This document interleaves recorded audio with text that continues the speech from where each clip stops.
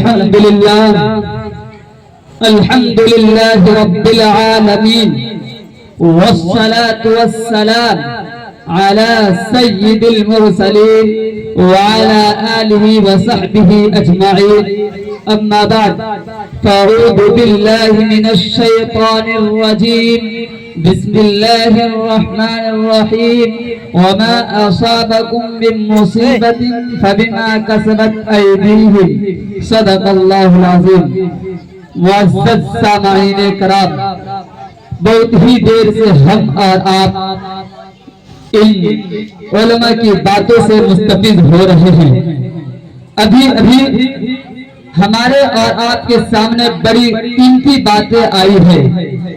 اگر ہمارا یہاں بیٹھنا اور باتیں سننا عمل کے نیت سے ہو تو مجھے یقین کامل ہے کہ ہمارا یہ سننا اور سنانا دونوں کامیاب ثابت ہوں گے.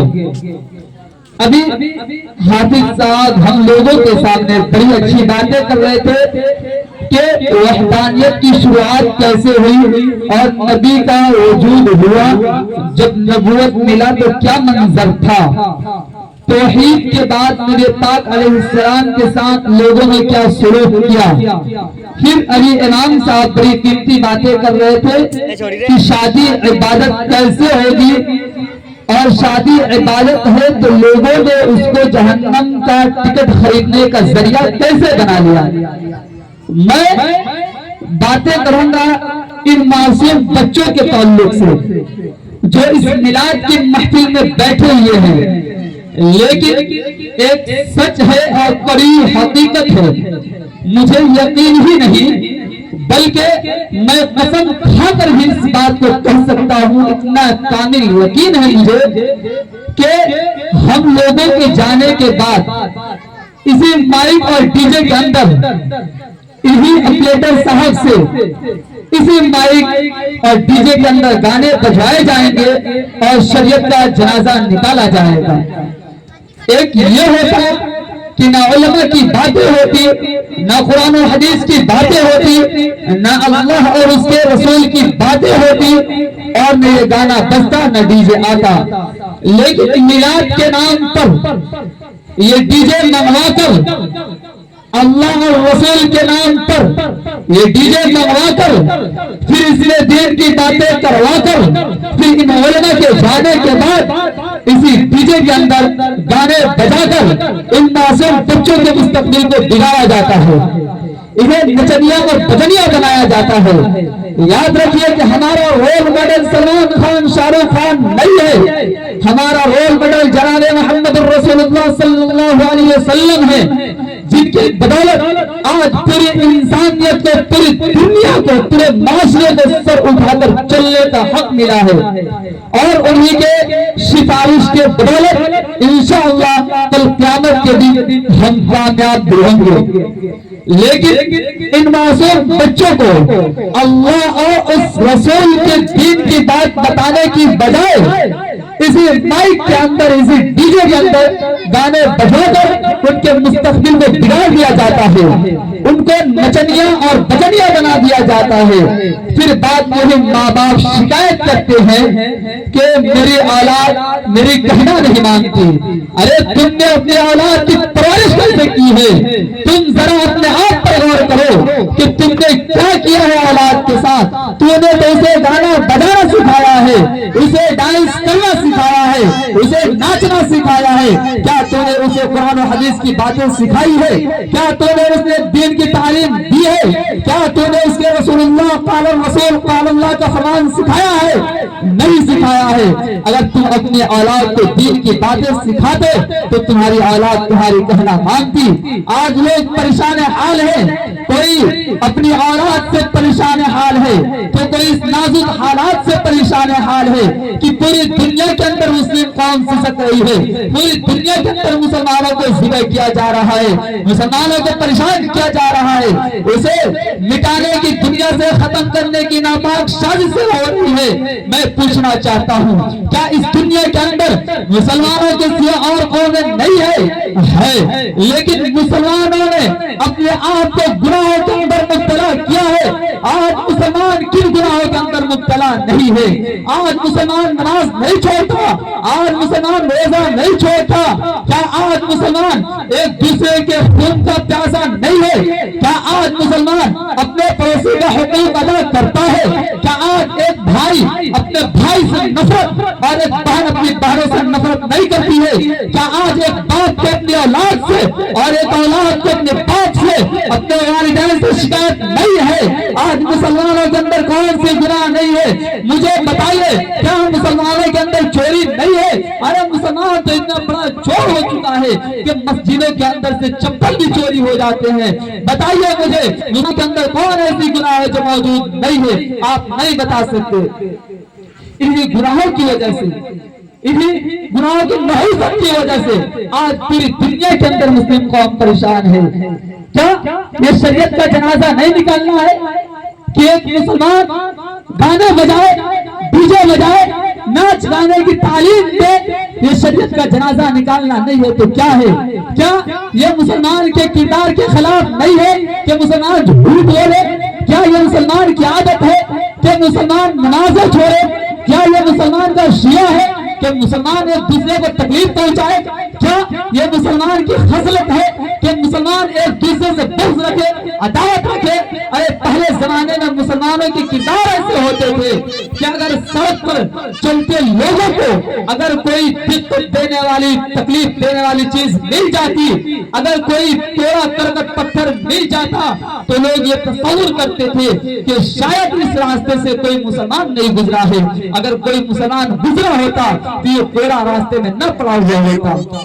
مسلمانوں کے کردار رہتے تھے، مسلمان راستے سے کوڑے کو اس لیے ہٹا دیتا تاکہ کسی کو تکلیف نہ پہنچے، لیکن آج مسلمانوں کے اندر دوسروں کے لیے بغض ہے، حسد ہے۔ آج مسلمان غیبت کے اندر مبتلا ہے، دوسروں کی برائیاں کر کے اپنے آپ کو بلند ثابت کرنا چاہتا ہے، اپنے آپ کو بڑا ثابت کرنا چاہتا ہے۔ اور اگر مسلمانوں کے اندر ایک بہت بڑی کمی کہ ایک تو دین کی بات سننا ہی نہیں چاہتے، ایک تو دین کی بات سننا نہیں چاہتے، اور جب کوئی دین کی بات کرتا ہے تو اس کو حقارت کی نظر سے دیکھتے ہیں۔ آج مولویوں اور مولاناؤں کو حقارت کی نظر سے دیکھتے ہیں۔ آج اگر میں ایک سچی بات کو، ایک بڑی حقیقت کو بتا رہا ہوں کہ اسماعیل کو ڈی جے کے اندر گانا بجایا جائے گا، ان بچوں کے مستقبل کو بگاڑا جائے گا، تو آج مجھ کو بھی غلط نظروں سے دیکھا جائے گا، میرے بارے میں کہا جائے گا کہ یہ آلتو فالتو باتیں کر رہا ہے۔ لیکن نہیں، یہ آلتو فالتو باتیں نہیں ہے، آپ کی کامیابی اور کامرانی کی باتیں کر رہا ہوں اور بہت بڑی بات کر رہا ہوں۔ آج یہی وجہ ہے مسلمانوں نے یہ قرآن کی آیت میں نے پڑھی ہے کہ وَمَا أَصَابَكُم مِّن مُّصِيبَةٍ فَبِمَا كَسَبَتْ أَيْدِيكُمْ، کہ جو مصیبت تمہیں پہنچتی ہے یہ تمہارے ہاتھوں کی کمائی ہے۔ آج پوری دنیا کے اندر مسلمانوں کو ذبح کیا جا رہا ہے، مسلمانوں کو گھروں پر بلڈوزر چلایا جا رہا ہے، مسلمانوں کو گھروں سے نکلنے پر مجبور کیا جا رہا ہے، مسلمانوں کے مساجد و مدارس جو کہ اسلام کی بقا کی حیثیت رکھتے ہیں انہیں شک کی نظروں سے دیکھا جاتا ہے۔ مسلمانوں کی ماں بہنوں بیٹیوں کی عزت و آبرو محفوظ نہیں۔ آج پوری دنیا کے اندر اگر کوئی گھر گرتا ہے، ٹوٹتا ہے، تحقیق کیجئے تو پتہ چلتا ہے مسلم قوم کا گھر ہے۔ اگر کسی بچی کے سر سے دوپٹہ کھینچا جاتا ہے، اس کے عزت کو تار تار کیا جاتا ہے، تحقیق کیجئے تو پتہ چلتا ہے مسلم قوم کی بیٹی ہے۔ اگر کسی عبادت خانے کو مسمار کیا جاتا ہے، ڈھایا جاتا ہے، گرایا جاتا ہے، تحقیق کیجئے تو پتہ چلتا ہے مسلم قوم کی عبادت خانے ہیں۔ آخر کیا وجہ ہے کہ پوری دنیا کے اندر مسلم قوم سسک رہی ہے، مسلمانوں کو ختم کرنے کی ناپاک سازشیں ہو رہی ہے؟ حالانکہ اگر مسلمان ختم ہو جائے گی دنیا ختم ہو جائے گی، لیکن پھر بھی آج ان ظالموں کی نگاہیں مسلمانوں پر کیوں ٹکی ہوئی ہے؟ آج ان ظالموں کی نگاہیں ہمارے مساجد و مدارس پر کیوں ٹکی ہوئی ہے؟ آج ان ظالموں کی نگاہیں ہمارے قرآن حدیث پر کیوں ٹکی ہوئی ہے؟ اس کی وجہ کون ہے؟ تو میں مالک پر رب کعبہ کی قسم کھا کر یہ اعلان کر دینا چاہتا ہوں کہ وہ ظالم بات میں ہے، وہ گناہگار بات میں ہے، وہ فاسق بات میں ہے، پہلے گناہگار ہم ہیں، پہلے مجرم ہم ہیں۔ ارے آج ہم نے کون سی گناہ ہے جو موجود نہیں ہے؟ ہم نے خود اپنے ہاتھوں سے ایسے کرتوت کیے ہیں جس کی وجہ سے یہ تمام ابتلاء و آزمائش ہمارے اوپر نازل ہو رہی ہے۔ حالانکہ اللہ رب العزت نے اس قوم کو حکومت کرنے کے لیے پیدا کیا تھا۔ یہ قوم کبھی حاکم ہوا کرتی تھی، مسلمان کبھی فتح قوم کہلایا کرتا تھا، اس کا دبدبہ چار دانگے عالم میں گونج رہا تھا۔ مسلمانوں کے نام سن کر گھوڑے کے تاج و تخت لرز اٹھتے تھے، فرعون اور ابو جہل کے اولاد کی گردیں کانپ جایا کرتی تھی، لیکن مسلمانوں نے اپنے آپ کو اتنا گھٹیا کر لیا اور اتنی بری بری حرکتیں کرنے لگے کہ آج لوگوں کے دلوں میں مسلمانوں کے خلاف نفرت پیدا ہو گئی۔ پورے دنیا کے اندر لوگوں کے دلوں میں مسلمانوں کے خلاف زہر پھیلایا جا رہا ہے۔ آخر یہ موقع کون دیتا ہے؟ مسلمانوں نے دیا ہے، اور مسلمان یہ امید کر رہے ہیں کہ سرکار بدل جائے گی تو حالات بدل جائیں گے۔ حالات کبھی نہیں بدلیں گے، ہزاروں سرکار بدل سکتی ہے لیکن حالات نہیں بدل سکتے ہیں، اس لیے کہ اللہ رب العزت فرماتا ہے ان اللہ لا یغیر ما بقوم حتی یغیروا ما بانفسهم واذا اراد اللہ بقوم سوءا فلا مرد له وما لهم من دونه من وال۔ کہ اللہ رب العزت کسی قوم کی حالت کو اس وقت تک نہیں بدلتا جب تک وہ قوم خود اپنے آپ کو نہ بدل لے، اور جب کوئی قوم اللہ رب العزت سے الگ رویہ اختیار کر لیتی ہے تو پھر اللہ رب العزت کی طرف سے عذاب نازل ہوتی ہے، پھر کسی کے تالے نہیں چلتی اور اس وقت کسی کی دعا بھی قبول نہیں ہوتی ہے۔ تو کیا یہ قرآن کریم کی آیت ہم پر پوری صادق نہیں آ رہی ہے؟ کیا ہم اپنے آپ کو اللہ رب العزت کے تعلیم سے، اللہ کے حکموں سے دور نہیں کر دیے ہیں؟ کیا ہم نے رسول اللہ کے فرمان کو نہیں توڑا ہے؟ کیا اللہ اور رسول کے حکموں کو نہیں چھوڑا ہے؟ اگر چھوڑا ہے تو پھر جب تک ہم اپنے آپ کو نہیں بدل لیں گے یہ حالات نہیں بدلنے والے ہیں۔ اگر حالات کو بدلنا ہے تو ہمیں پہلے اپنے آپ کو بدلنا ہوگا، ہمیں کام کا مسلمان بننا ہوگا، اسلام نے جو تعلیمات دیا ہے اس پر چلنا ہوگا، لوگوں کی جو حقوق دیے ہیں اس پر عمل کرنا ہوگا، یہ ظلم پھر بہت ختم ہو جائے گا۔ قرآن کریم میں اللہ رب العزت نے فرمایا تم اپنے آپ کو بدل لو، ہم تمہیں بدل دیں گے، اس طرح بھی ظلم ختم ہو جائے گا۔ اور ہندو بھائی بیٹھے ہوئے ہیں، ان کے گرنتھوں کے اندر ہے یدا یدائی دھرمستگلا نربھوتی بھارتا ابھیدھانم دھرمستدانہم سرجامہم، کہ جب ظلم کا گھڑا پھوٹ جاتا ہے، جب ظلم حد سے زیادہ ہونے لگتا ہے تو ایشور اس سنسار کو، اس دھرتی کو پاک کرنے کے لیے خود اتر آتا ہے۔ لیکن ظلم کب ختم ہوگا؟ جب ہم اپنے آپ کو بدلیں گے، ہم اپنے آپ کو صحیح معنوں میں مسلمان بنائیں گے۔ آج ہم صرف اور صرف نام کے مسلمان رہ گئے ہیں، نہ ہمارے رویے مسلمان جیسے ہیں، نہ ہمارے اخلاق و کردار مسلمان جیسے ہیں۔ مسلمانوں کے کردار ایسے ہوتے تھے کہ دوسرے لوگ اخلاق دیکھ کر متاثر ہو جاتے تھے، نبی کے اخلاق کو دیکھ کر لوگ ایمان لایا کرتے تھے، لیکن آج ہمارے کرتوت کو دیکھ کر لوگ ہمارے اوپر الزام کیوں لگاتے ہیں؟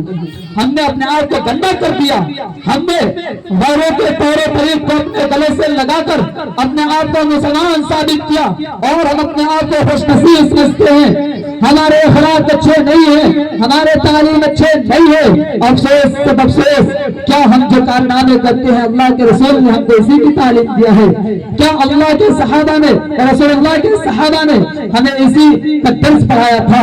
کیا ہمارے اکابر ائمہ مجتہدین ہمیں اسی جانب چلنے کو کہتے ہیں؟ نہیں، ہرگز نہیں۔ سب نے ہم کو اسلام کی تعلیم دی ہے۔ کوشش کیجئے اور دعا بھی کیجئے کہ اللہ رب العزت ہم کو خاص طور سے ان برائیوں سے بچائے جو ہم میلاد کے بعد ڈی جے کے اندر گانا بجا کر ان معصوم بچوں کے مستقبل کو بگاڑتے ہیں۔ آخر سوچئے کہ ہمارے مستقبل کو بھی کسی نے بگاڑا ہے کہ ہم دین سے دور ہیں، ہمارے مستقبل کو کسی نے بگاڑا ہے کہ ہم مسجد سے دور ہیں، ہمارے مستقبل کو گانے سنا کر ڈی جے بجا کر کسی نے بگاڑا ہے کہ ہم دین کی باتیں سننا نہیں چاہتے. ہمارے مستقبل کو کسی نے اسی ڈیجے کے ذریعے بگاڑا ہے کہ آج ہم علماء سے دور ہیں, اکابر سے دور ہیں.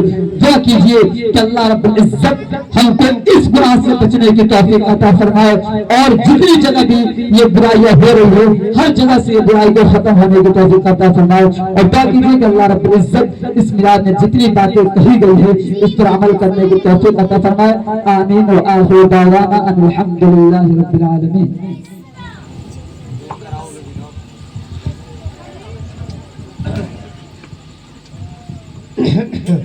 دعا کرنا.